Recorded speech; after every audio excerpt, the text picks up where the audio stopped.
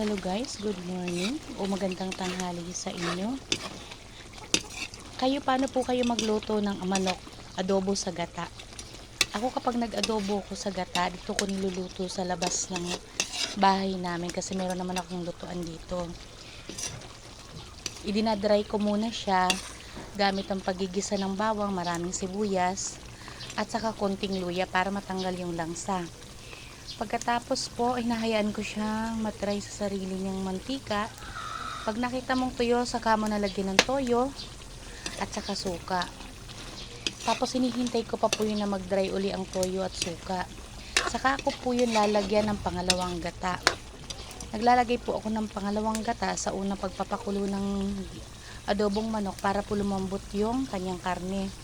Pag nakita ko pong paubos na yung gatang una, saka ko na po nilalagay yung kakang gata. Tingnan niyo po ang hitsura ng kakang gata, di po ba ganyan?